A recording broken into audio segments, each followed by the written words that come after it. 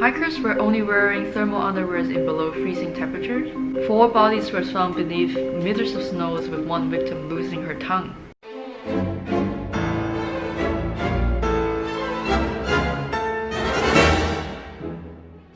Hello, welcome to Missing Piece, the mystery channel. I'm Dr. P.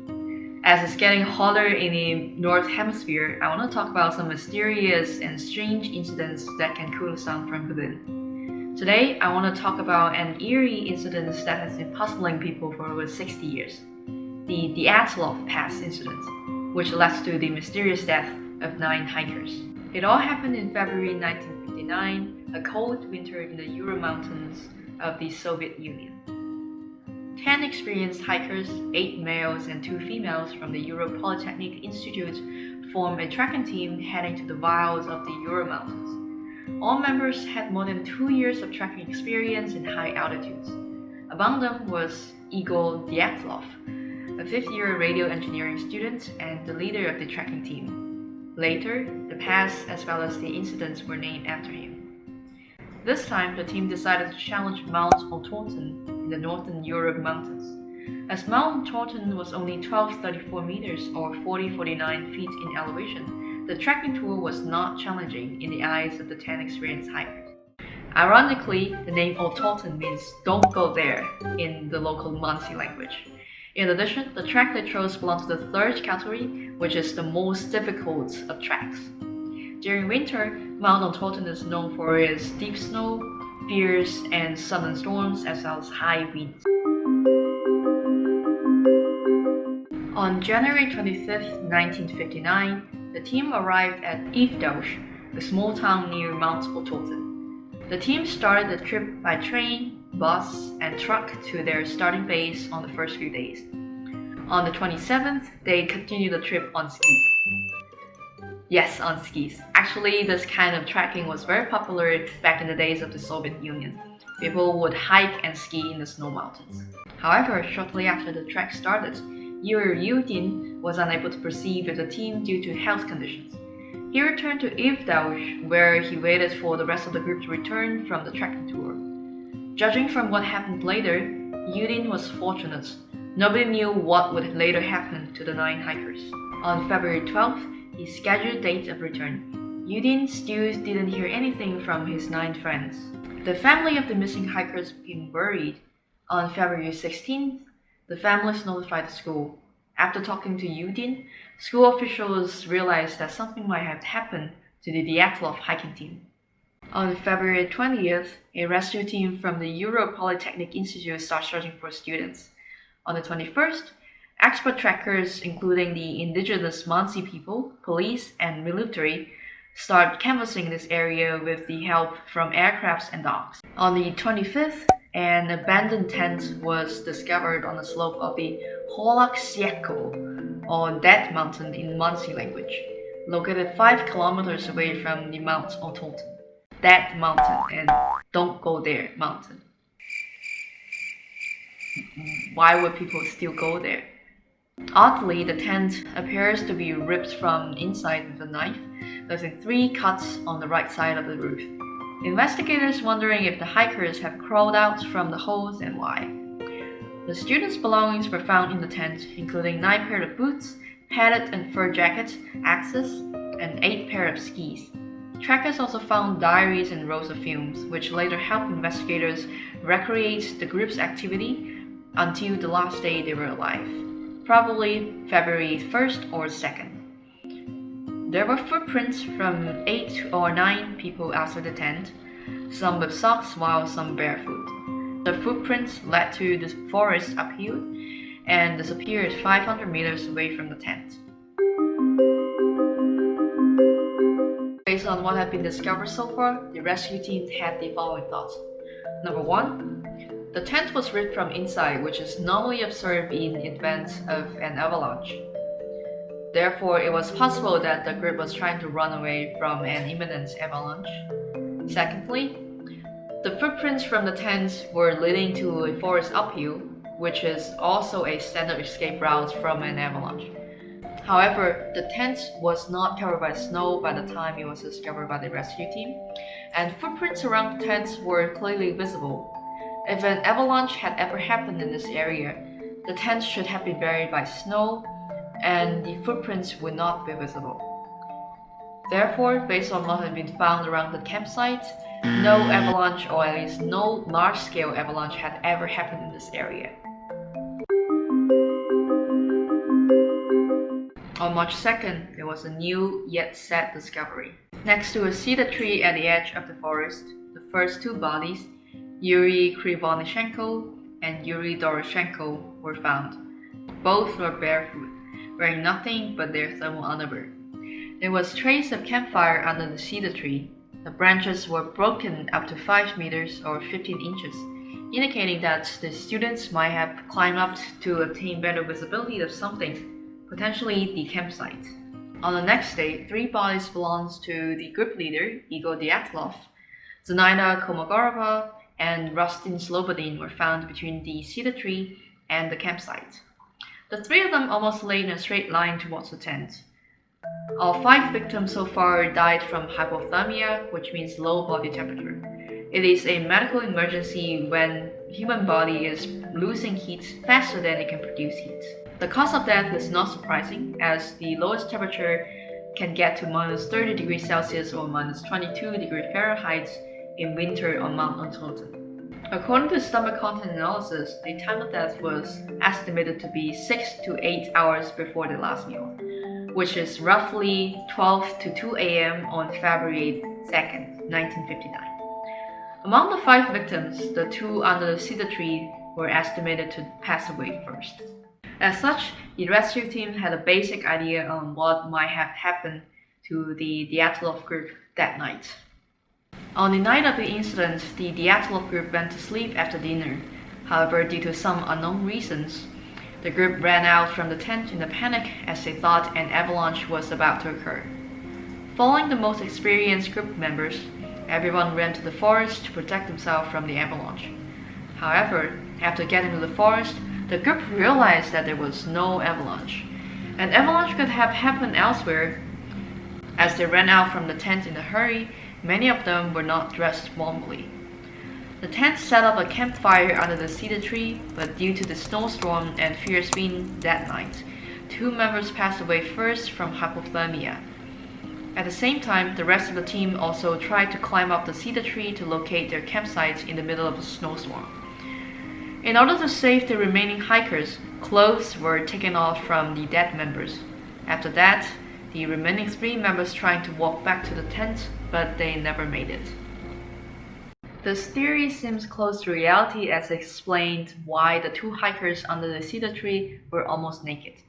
However, there are still 4 members from the group that remain missing, and it is exactly what happened to these 4 members that made the Dyatlov Pass Incident the most baffling and mysterious incidents in human history.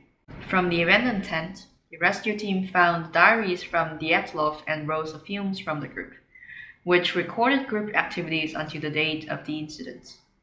On January 31st, the Dyatlov group arrived at the foot of Mount Untoten, where they set up a camping site. On February 1st, the group started hiking along a creek in the valley. However, a sudden snowstorm soon covered the entire valley. The group was forced to hike to a higher altitude, hoping to find a proper camping site. However, the group lost their direction in a snowstorm. They eventually arrived at Holaksieko, the Dead Mountain. The group hiked to the forest where the first 5 bodies were located. However, they soon found out that the forest was too dangerous to camp, as piles of snow fell from the branches from time to time. Therefore, they walked out of the forest and set up a tent on the slope downhill from the forest. The diary ended here on the night of February 1st. The last 4 members remained missing until April 1959, when snow started to melt. A group of hikers spotted a red down jacket in the valley of Mount Untoten. As they walked closer, they found a body buried in snow. The police soon started an investigation and found the remaining 4 members from the Dyatlov group, and on the top of them was 4 meters of snow. The valley where the remaining 4 bodies were found was only 75 meters downhill from the forest where the first 5 bodies were discovered. At first, it was hypothesized that these 4 people were running away in the opposite direction, but fell into the valley by accident. Clothes from the other group members were also found on its 4 victims. Therefore, it was possible that before heading to the valley, these 4 members were with the rest of the group. The group was split into 2 teams. One team tried to return to the campsite and wait for rescue, while the other team headed downhill to seek for help from the locals. However, autopsies on the remaining 4 bodies soon proved that things are way more complicated than we thought. The remaining 4 bodies were Lyudmila Dubinina, Alexander Kolevatov, Nikolai Brignola, and Alexander Zolotaryov. None of the 4 victims died from hypothermia, but lethal injuries, such as severe bone fractures. That seems to be caused by force equivalent to a high-speed car crash or explosion. The more strange thing is that eyeballs and tongue were missing from Dubinina's body.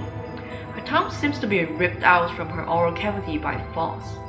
Blood was found in her stomach, indicating that her tongue was ripped out when she was still alive. In addition, a large amount of radiation were found on the clothes of these 4 victims. The amount of radiation is the equivalent to putting radioactive materials directly in their pockets. All these unexplainable details aroused enormous attention to this incident. The cause of death was first hypothesized to be attacked from large animals such as wolves, bears, or even yetis. The yetis is a mythical animal that lives in the Siberian mountains and attacks people for fun. Here is one picture taken by the hikers. Some people said that this figure looks like a yeti, but don't yetis in general have white hair? So this hypothesis is able to explain the severe bone fractures found on the bodies. However, no hair from large animals was found on the bodies. In addition, clothes are usually torn into pieces in bear attacks, but in this case, clothes on the bodies were intact. Therefore, these 4 people should not have died from an animal attack. The missing eyeballs and tongue were first thought to be eaten by wolves or crows. However, please don't forget that these bodies were buried under 4 meters of snow, and no animal will be able to dig out bodies from such a layer of snow. In addition, wolves tend to eat their internal organs from the prey first, but apart from the eyeballs and tongue, no other body parts were missing from Dubinina. The police then turned their attention to the indigenous Mansi people. The Mansi people is a semi-nomadic minority in the Siberia area. However, the police did not find anyone suspicious after visiting several Mansi tribes. Additionally, autopsies shows that although these 4 people suffered from multiple bone fractures, no fatal external injuries were found on the bodies, which is not likely if the hikers were attacked by the Mansi people. Prints in the snow also indicates that there was no struggle. Additionally, no hiker properties were stolen. Life in Siberia is hard. Mansis could easily make the tent or footprint disappear and loot the hiker belongings such as boots, clothes, alcohol, and food. Since nothing was missing from the tent, this hypothesis was ruled out immediately. According to the forensic scientists who performed the autopsies on the 4 bodies, the bone fractures appear to occur from within and were not caused by external forces, as there was no injuries on skins, muscles, or blood vessels. Therefore, another theory for the death of these 4 victims was a result from air blast wave. When human body encountered blast wave, compared to the more flexible soft tissues, bone is more susceptible to damage, which explains the bone fractures. However, how was blast wave created in a valley? Known methods include explosion, especially from nuclear weapons. Things start getting more interesting as the following clue was found. On the night of February 1st, another group of hikers were on a trekking tour 50 kilometers south from Mount Ototen. They reported that around 12 a.m., a bright orange fireball appears in the sky in the north. While looking at the pictures taken by the Dyatlov group, the police found something unusual. In this picture, the three black objects could be the head of three humans, while there were a bright object in the sky. The next few pictures were focused on the bright object. However, we are still not able to see what the object is. But it was unusual. What could the fireball be? UFO? UFO is always used as the explanation for any unsolved mysteries, especially when a large amount of radiation is found. I'm not going to extend to UFO here because it's almost the ultimate solution for all mysteries, while nobody can prove or disprove the existence of UFO. The fireball can also be ball lightning, which is a type of lightning in the shape of a sphere. And such a floating sphere was also claimed to follow humans. It is plausible that the group fled from the tents due to an occurrence of ball lightning. In a panic, the group ran into the snow without warm clothes, and 5 died in the forest due to extremely cold temperatures, while the other 4 fell off from the cliff and died in the valley due to fatal injuries. But this theory still does not explain the loss of tongue or the absence of external injuries. One popular yet dark theory said that the hikers were attacked by these secret weapons from the Soviet Union. In this theory, the 4 victims could be attacked by the blast wave from the secret nuclear weapons. The military later covered up this incident by creating a scene to confuse investigators. However, the only footprints that were found at the scene were from the night hikers, and if the military is trying to cover this incident up, no trace should have been found. One relatively reasonable explanation was hallucinations caused by Kármán vortex, which is a repeating pattern of swollen vortices. Strong wind and special geostructure of this area may have favored the formation of a Kármán vortex, which comes with a low-frequency sound or infrasound. Opposite to ultrasound, infrasound is a type of vibration in the air that has a lower frequency than what human ear can pick up. However, such infrasounds have been shown to cause anxiety and discomfort among humans. It was possible that a Kármán vortex was formed at the night of the incident. The vortex produced infrasound in a sufficiently high level to induce panic and hallucination among the hikers, who fled from their tents even though it was obviously a deadly choice.